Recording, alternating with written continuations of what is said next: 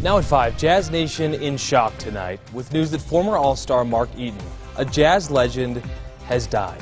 What we know about what happened and how he's being remembered, we've got Wesley Ruff live in studio. Plus a deadly plane crash here in Utah, what we know about the plane and what happened, or what we know about the pilot. All of that just ahead. And 2 deadly shootings last night in Salt Lake County, one at a barbecue, the other at a house party. We have details coming up in a live report. And ABC4 hosting a vaccine clinic today. The message from organizers as they push toward that herd immunity. Live from Utah's first TV station, ABC4 News at 5 starts now. Hey, good evening. It's great to have you with us on this Saturday night. I'm Nick McGurk.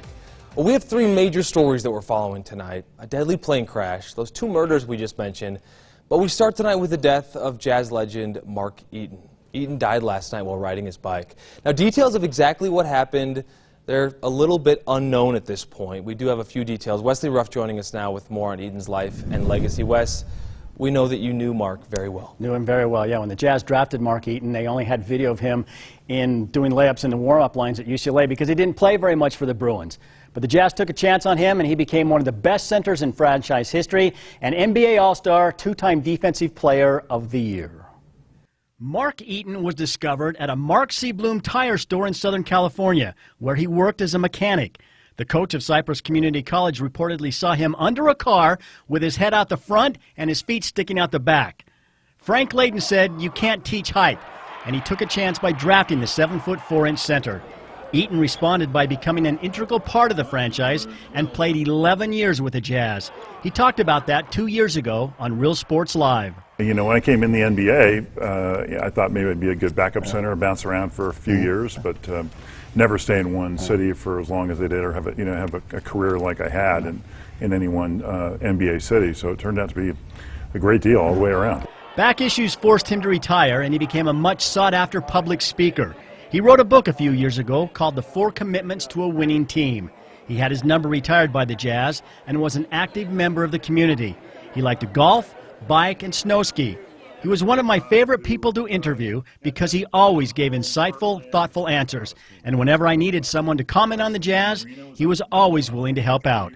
Mark Eaton was 64 years old, and he will be missed. He was just a genuinely good guy, a gentle giant who never forgot that he started out as a mechanic long before he became an NBA player. And Wes, you did interview him so many times. I know you had a lot of fondness for him, so thank you, Wes. Tonight, the Jazz responding to Eaton's death on Twitter, saying, quote, "We are heartbroken by the passing of Utah Jazz legend Mark Eaton. Our thoughts are with his family as we all mourn the loss of a great man, mentor, athlete, and staple of the community."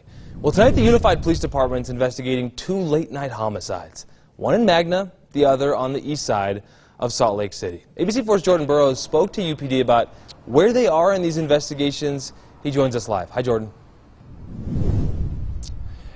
Hey, Nick, one of those late-night homicide investigations happening here at 2493 East, 1700 South on the east side of Salt Lake City. UPD did tell us that a 19-year-old man died from a gunshot wound. The other late-night homicide investigation happening over in Magna. A victim has not yet been identified, but police did tell us they do have a suspect behind bars. 2 separate homicides, late Friday night, 20 miles away from one another. Officers arrived here. We located a victim that was shot and deceased at the scene.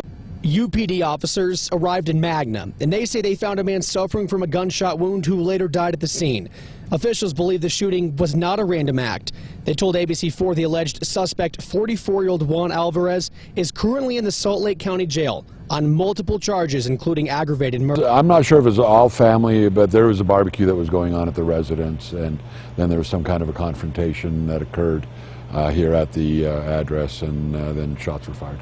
Another confrontation happened at a large house party near 24 East, 17 South in Salt Lake City, according to officials.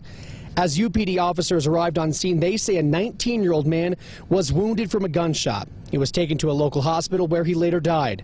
Today, officers are continuing to knock on doors and interview witnesses. ABC4 was told there are no leads to a suspect or getaway vehicle. We were told there was much chaos as partygoers ran away from the house as gunshots were fired. The neighbors next to the house party did not want to go on camera, but described the scene as hectic, filled with several police vehicles. Keith, the homeowner, said he and his wife are in the process of moving in, so this incident has them worried. Salt Lake City police detectives are urging witnesses or anyone with additional information regarding the deadly shooting to come forward and assist in furthering the case. Many of the neighbors we spoke to in the area did not want to go on camera for fear of their safety, but they did tell us that large police presence, they hadn't seen anything like that in several years here around 24 East 17 South in Salt Lake City. If you do know anything about this homicide investigation here, you are asked to contact Salt Lake City Police at 801-799-3000. Reporting live in Salt Lake City, Jordan Burrows, ABC4 News. Okay, thank you, Jordan. So many big stories we're covering today. We have more developing news now. This out of Weber County. One person is dead, another critically burned after a plane crash this morning. Here's what we know. This crash happening near Powder Mountain in Eaton. Now, a witness saw the plane. It crashed into the mountainside. So that witness called dispatch shortly after about 10 a.m. this morning. Weber Fire District, Weber County Sheriff's Department, Ogden City Fire, they all responded to the single-engine plane crash. They say they found one man dead, the other critically hurt with second and third-degree burns. Now, he was flown by medical helicopter to the U of U Hospital's burn center. That plane crash also started a brush fire. Fortunately, that was contained pretty quickly. When our deputies got on scene, their first priority was to locate the aircraft and do what they could for those that were involved in the crash. And now it's kind of starting that phase of trying to contact witnesses and figure out what happened here. Meantime, the FAA now investigating the cause of this crash. The men involved have not been identified publicly. Of course, that is pending family notification. Now to an update on a fire that we first brought you last night. This new fire is called the Goat Springs Fire, currently burning in Juab County in the Simpson Mountain Range. This is just west of Eureka. Now, the human-caused fire ignited yesterday. It quickly spread to more than 700 acres. Obviously, gusty winds not helping. We have dry conditions and gusty winds. 2 structures have already been lost, we're told. Crews, they are on scene. They're working to contain the fire. Of course, we are in the middle of critical fire danger forecasted this weekend. That fire, folks, is 0% contained. Meteorologist Cesar Cornejo joining us. And Cesar, you know, the weather is nice. It feels like summer, but that fire danger is no joke. Yeah, no, Nick, it is still definitely out there, even though we are not seeing as breezy as the conditions right now because this cold front has now continued to push out towards the southeast. We still have very dry fuels out there that can cause issues and only rain in a few areas. Of course, we're seeing some thunderstorm activity for parts of eastern Utah and even parts of eastern Nevada. But hey, we were expecting to see northeast Utah really being the area that gets some of those thunderstorm activities, as that sunshine has helped lift up some of that moisture that we did see. Also, temperatures so far right now a bit more on the warm side, and once we take a look at the temperature map, it gets to show that hey, we are seeing temperatures around the 70s, 60s, and of course parts of northern Utah and southwest Wyoming, eastern Nevada. But then look at that, where it was supposed to be warmer, much warmer. We're seeing temperatures around the 90s. And if you're stepping out to the Real Salt Lake game, we can expect to see that temperatures will be nice. Partly cloudy skies. We do have some cloud cover out there, but by the time the game ends, we can expect to see that 68 degrees will be the temperature. Winds will still remain light, so it's going to be a great night overall to enjoy outdoors. I'll have more on what we can expect throughout the rest of the weekend coming up in Utah's most accurate forecast. Over to you, Nick. Government cannot do this alone as well as we can do it when we're partnering with entities like ABC4. Hearing from Salt Lake's mayor there. You know, here at ABC4, it was a big day here. A number of organizations like the Salt Lake County Health Department were on hand, and Comunidades Unidas. They came together to put on a vaccine clinic aimed at helping vaccinate the most vulnerable right here at our ABC4 studios. We're going to have more on that in just a moment, but let's look at today's numbers as it relates to the pandemic. The Utah Department of Health announcing 192 new cases of the virus. That brings our total case count to more than 406,000 cases, right around 406,000. 4 more people are dead, according to the health department, and nearly 13,000 more people are vaccinated. Let's talk about those 7-day rolling averages. 231 cases per day is where we're at right now. Our positivity percentage hovering at 6.7%. So as we said, today, ABC4 hosting a vaccine clinic. Organizers encouraging those 12 to 17 years old who are now eligible to get the vaccines to go out and get them. Today's event, part of a new campaign to bring those mobile vaccine clinics into communities. They're not waiting for folks to come to them. When you get vaccinated, you have the power to stop putting other people at risk. Whether or not to get the vaccine is a personal choice.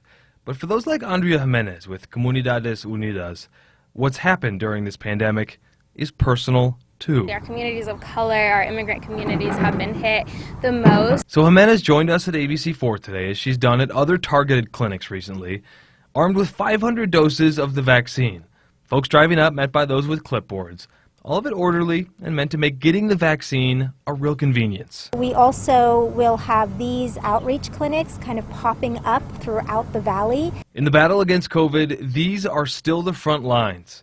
Victory hasn't yet been declared, organizers say, until we get closer to that herd immunity. It's really, really important to get a vaccination.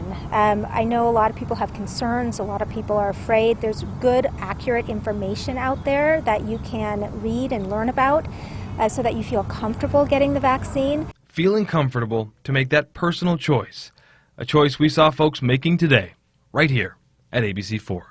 Right now, we're not at herd immunity yet. We're about 40% or so vaccinated, which to get to herd immunity, we need a lot more. So there are still many people at risk for contracting COVID-19. Great to see folks coming out to the studios today. In total, nearly 130 vaccinations were administered just today. Well, coming up, a man spent nearly 3 decades behind bars for a crime that he did not commit. We'll tell you how much money he's now getting in a settlement with the city. And taking a look outside of our tower camp, so far it's dry for this Memorial Day weekend. We'll continue to see what we can expect throughout Utah's most accurate forecast.